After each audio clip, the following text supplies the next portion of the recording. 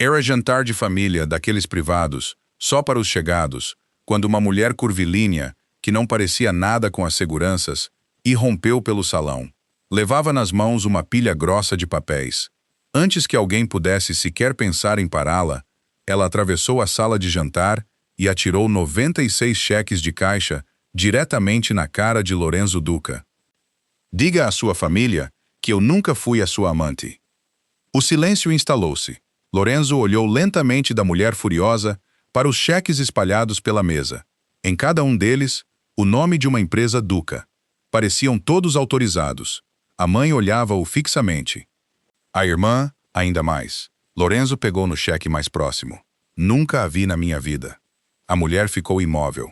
Depois, tirou um último cheque da mala e bateu-o na mesa. Este chegou esta manhã. Lorenzo baixou o olhar. Pela primeira vez, a sua expressão mudou. O nome da conta bancária impressa naquele cheque tinha sido secretamente encerrado há 3 anos. Natalie Brooks tinha imaginado várias versões deste confronto. Nenhuma incluía descobrir que a alegada fonte de 8 anos de pagamentos misteriosos aparentemente sabia menos sobre eles do que ela própria. Lorenzo ergueu o olhar. O seu nome? Natalie Brooks. Sente-se. Não. Os seguranças dela moveram-se ligeiramente. Natalie olhou para eles. E antes que alguém dramaticamente meta a mão no casaco, eu dou aulas de dança de salão para principiantes. A coisa mais perigosa na minha mala é provavelmente uma barra de proteína vencida. Alguém à mesa tossiu, um som que soou suspeitosamente a riso.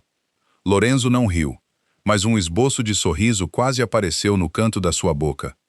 Ele recolheu vários cheques e entregou-os a um homem ao seu lado. Verifique isto. Em 20 minutos, a resposta chegou. Os cheques eram genuínos.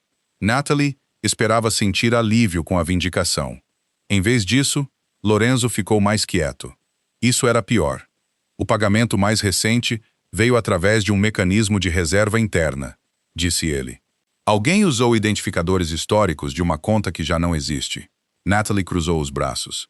Em linguagem de gente normal, alguém com acesso significativo quis que o pagamento parecesse exatamente como sempre foi. Uma sensação fria percorreu-lhe o estômago. Lorenzo estudou-a. Quem a contactou primeiro? A sua empresa. Quem especificamente? Ninguém. Os olhos dele estreitaram-se. Natalie irritou-se imediatamente. Não faça isso. Fazer o quê?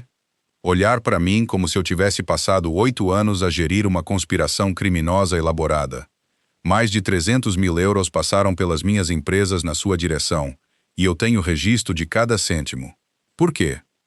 Porque receber dinheiro inexplicável de estranhos tende a incentivar a papelada.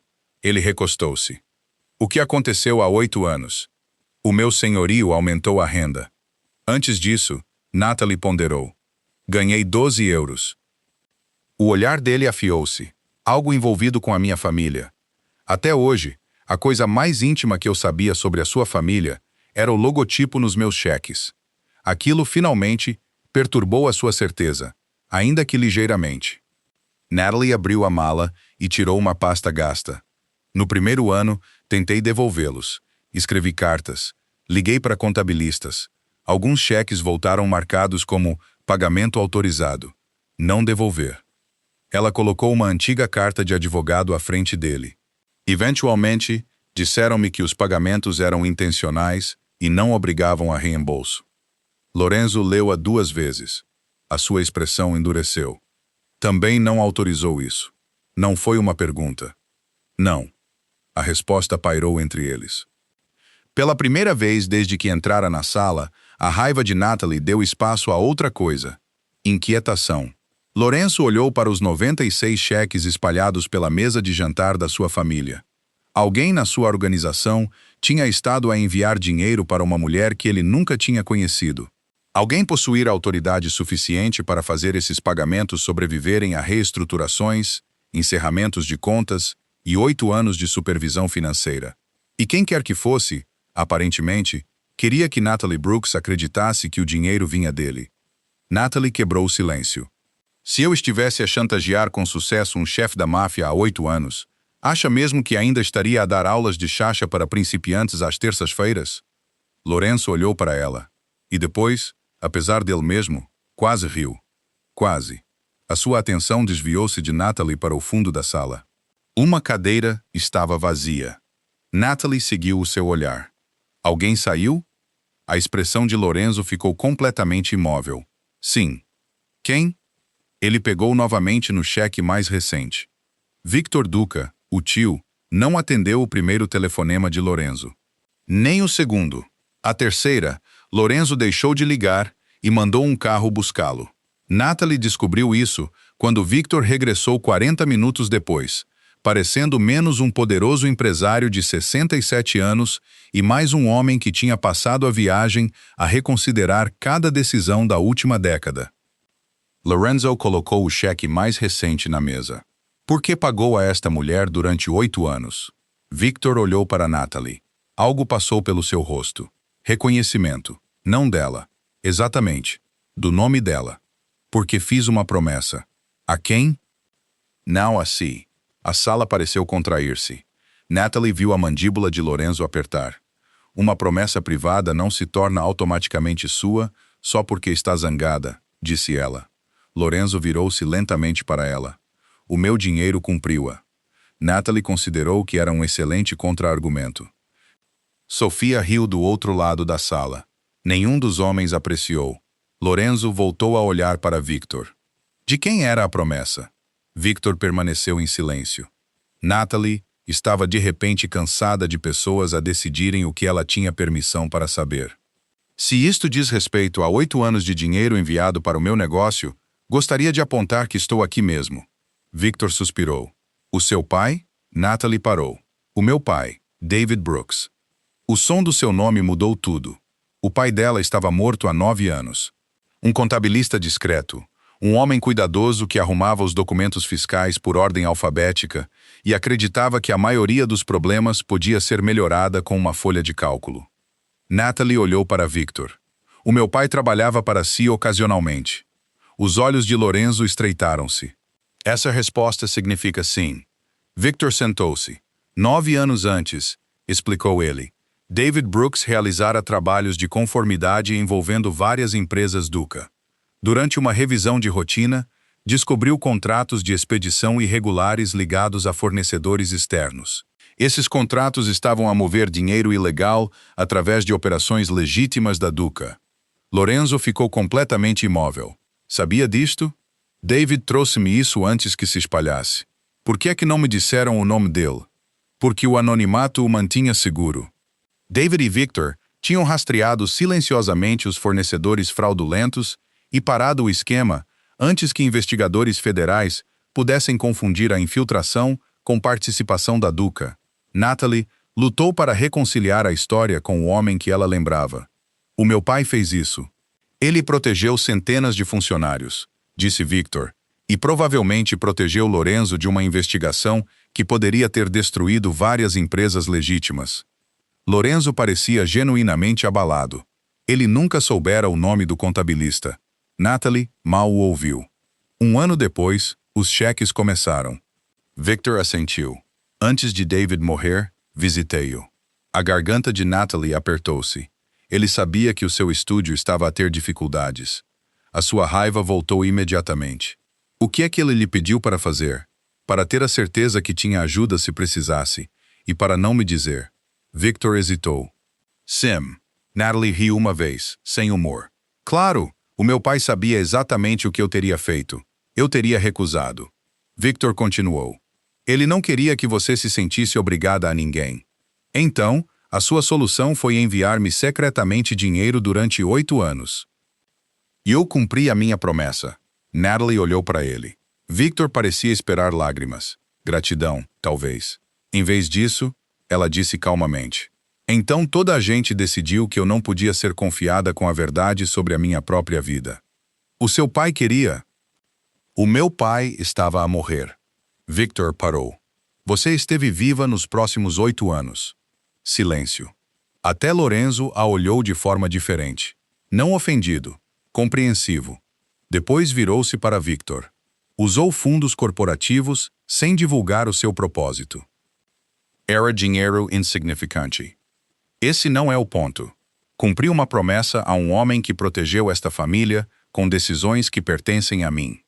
Natalie olhou de Lorenzo para Victor.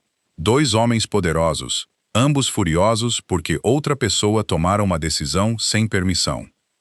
Ela cruzou os braços. Interessante. Ambos olharam para ela. Aparentemente, os problemas de controlo são hereditários. Sofia soltou uma gargalhada. Victor fechou os olhos. Lorenzo parecia profundamente desinteressado, mas Natalie viu novamente. Aquela pequena contração no canto da sua boca, e pela primeira vez desde que 96 cheques tinham ligado dois estranhos completos, Natalie percebeu algo inquietante. Ela e Lorenzo poderiam, de facto, estar zangados com a mesma coisa. Ao amanhecer, a história da amante encontrara uma nova vítima, o pai de Natalie. Um jornalista descobriu que David Brooks tinha uma vez realizado trabalhos de conformidade envolvendo empresas Duca. Em poucas horas, as manchetes deixaram de perguntar se Natalie era a amante secreta de Lorenzo e passaram a perguntar se o seu pai tinha sido um contabilista da máfia. Natalie leu um artigo 2 vezes, depois fechou o portátil antes de o atirar pela janela do estúdio.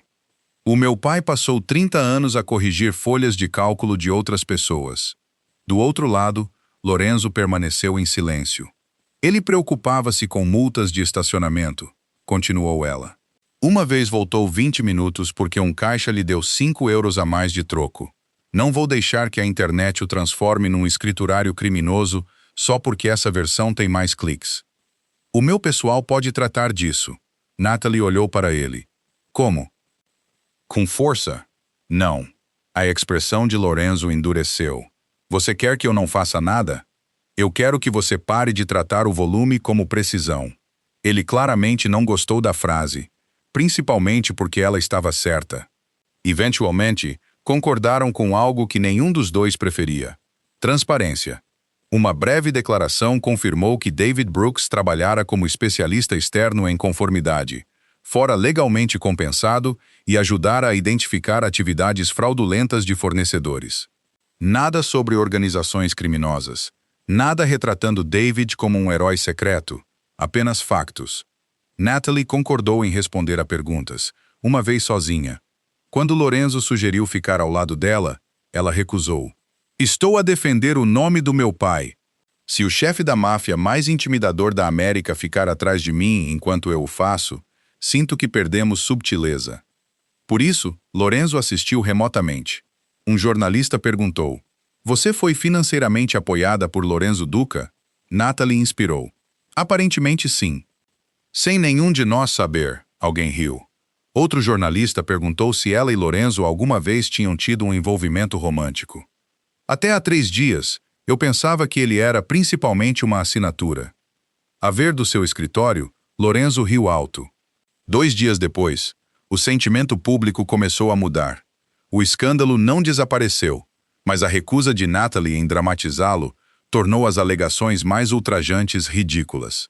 Então, Lorenzo apareceu no Step and Smile com documentos. Entrou pela porta do estúdio e parou. 14 idosos estavam a dançar. Natalie avistou-o. Momento perfeito para quê? Uma mulher de 80 anos separou-se do grupo e aproximou-se dele. Betty, este é o Lorenzo, disse Natalie. Betty olhou-o de cima a baixo. Você é alto. Lorenzo pareceu incerto se isto exigia uma resposta. Betty agarrou a sua mão. Dance comigo. Eu não danço. Natalie sorriu. Toda a gente dança. Eu não. 5 minutos depois, um dos homens mais temidos da América estava a tentar um foxtrot básico, enquanto Betty lhe ordenava para parar de olhar para os pés. Natalie encostou-se à parede, rindo sem controlo. Lorenzo olhou-a de lado. Isto é confidencial. Há 14 testemunhas. Ele contou cada passo como uma operação militar. Pare de pensar, chamou Natalie. Instrução perigosa para si especificamente. Necessária. A sala riu. Lorenzo também riu. E isso surpreendeu Natalie mais do que tudo. Nas semanas seguintes, a papelada tornou-se uma desculpa cada vez mais fraca para as suas visitas.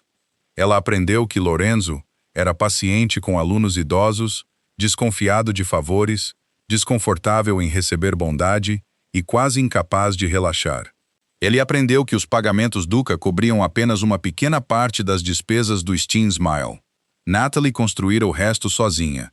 Dava aulas, negociava rendas, organizava espetáculos, gerenciava bolsas de estudo e limpava o estúdio depois de fechar. Uma noite, Lourenço viu-a a empilhar cadeiras. Deu-lhe um pedido de desculpas. Natalie parou. Assumi que alguém estava a sustentar a sua vida por si. A sua expressão arrefeceu. Estava errado. Ela esperou. É só isso. Sim. Parecia quase sincero. Era. Natalie sorriu. Perturbador. Lourenço pegou nas cadeiras das mãos dela. Desta vez, ela deixou-o. Nenhum deles notou imediatamente o quanto tinha mudado. Começaram como dois estranhos exigindo explicações um do outro. Agora, Natalie estava a começar a compreender o homem por trás da assinatura e Lourenço estava a começar a compreender a mulher que o dinheiro nunca comprara. Natalie chegou ao escritório de Lourenço com uma pasta. Ele aprendera a desconfiar de pastas nas mãos dela. O que é isso? Uma proposta de reembolso. Lourenço olhou para ela. 312 mil euros. Victor, sentado do outro lado da sala, quase deixou cair o seu café. Não. Natalie olhou para ele. Aquilo não foi uma pergunta.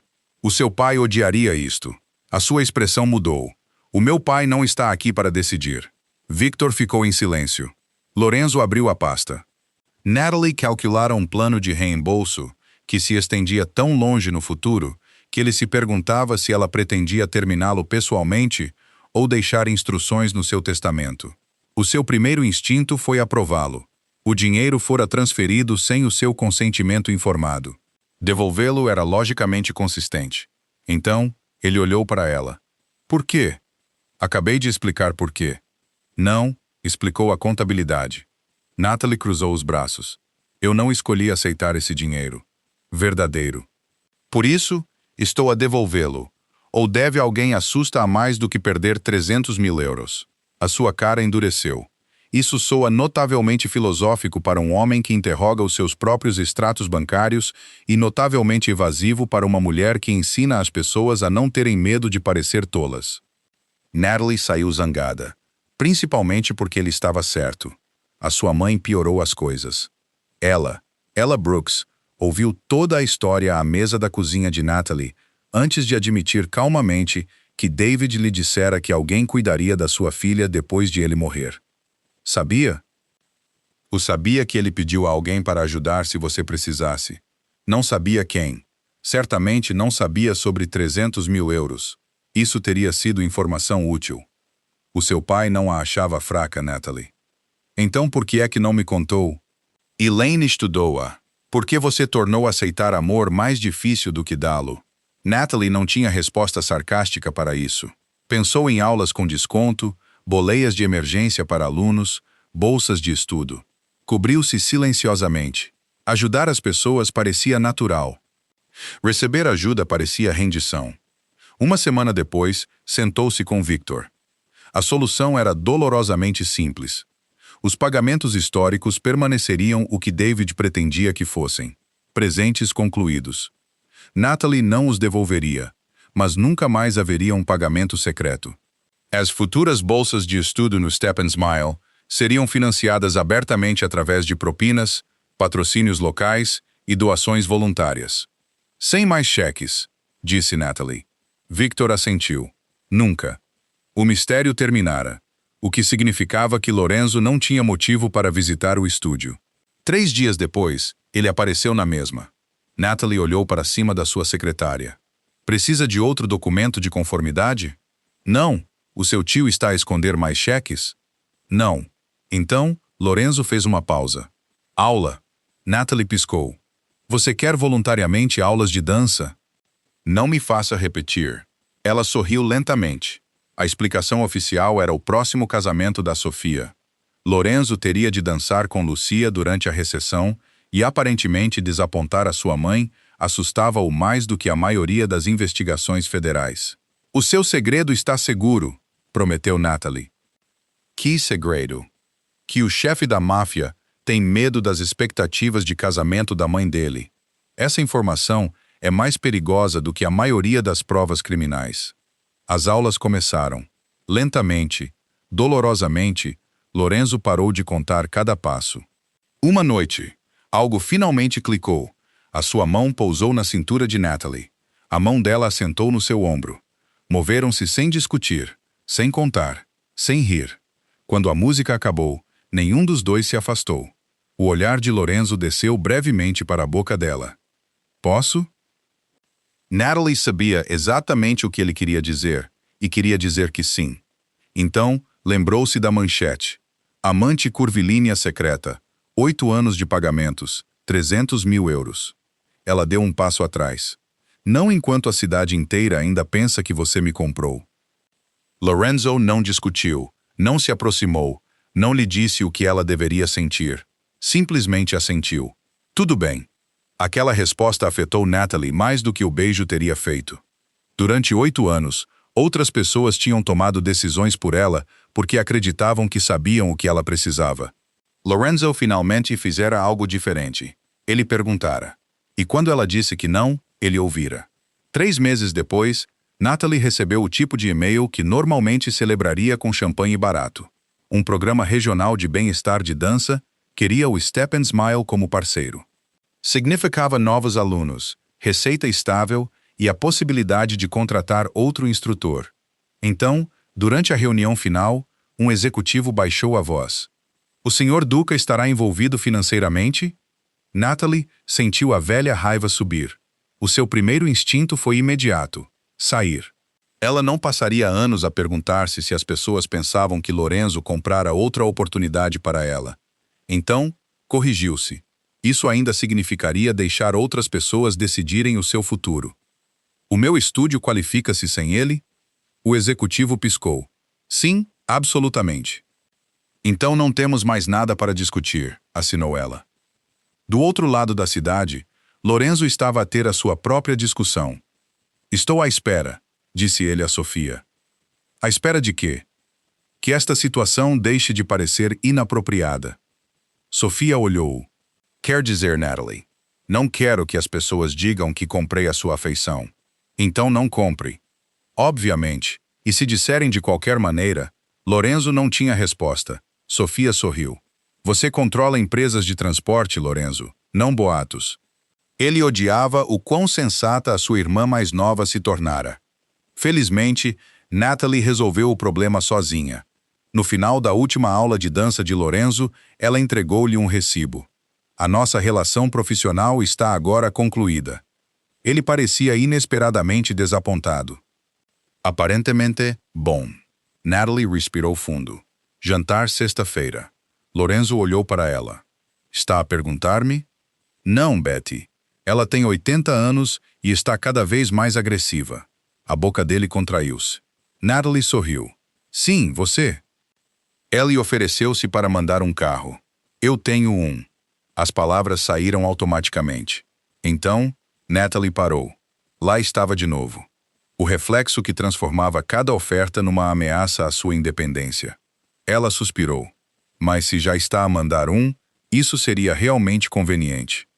Lorenzo sorriu. Ele sabiamente não disse nada. O primeiro encontro real deles aconteceu num pequeno restaurante que Natalie escolheu. Sem cheques, sem Victor, sem David, sem escândalo. Em 10 minutos, descobriram que sabiam surpreendentemente pouco um sobre o outro. Lorenzo adorava filmes de ação terríveis antigos, xadrez e tiramisu. Natalie adorava beisebol, odiava ballet e não sabia assobiar. Ela também julgava secretamente casais pelas suas escolhas de dança de casamento. O que é que um tango diz? Perguntou Lorenzo. Potencial divórcio. Interessante. Depois do jantar, do lado de fora do restaurante, Lorenzo olhou para ela. Ainda preocupada que eu tenha pago por isto? Verifiquei. Paguei metade. Ele quase revirou os olhos. Então, a sua expressão suavizou. Posso beijar-te? Natalie sorriu. Isso não está na fatura. Natalie? Sim. Desta vez, quando ele a beijou, não havia nada escondido no momento. Nenhum pagamento anônimo, nenhuma obrigação, nenhum mal-entendido. Apenas uma escolha que ambos tinham feito. Victor também enfrentou consequências. Lorenzo introduziu novos controlos financeiros que exigiam propósitos registrados, revisão legal e reconhecimento do beneficiário para pagamentos corporativos recorrentes privados. Victor leu a política e reclamou. Você burocratizou a generosidade. Você acidentalmente criou um escândalo diamante. Victor considerou que era justo. Natalie eventualmente perdoou-o, não fingindo que nada acontecera. Você ajudou-me, disse-lhe ela. Victor assentiu. Você também me mentiu durante 8 anos. Outro aceno. Ambos são verdadeiros. Sim, agradeceu-lhe, depois apontou um dedo para ele. Nunca me mande outro cheque secreto. Entendido. 1 ano depois, o Step and Smile expandiu-se modestamente. Natalie empregou 3 instrutores e ainda dava as aulas que amava. Lorenzo não possuía nada disso. No entanto, frequentava noites de dança para adultos.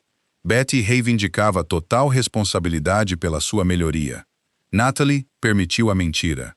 Quando Lorenzo eventualmente pediu a sua mão em casamento, Natalie interrompeu a meio. Não há um fundo misterioso a pagar por este anel, correto? Ele olhou-a. Eu comprei-o pessoalmente, usando uma conta ativa. Natalie riu. Continue, pediu ele. Ela disse.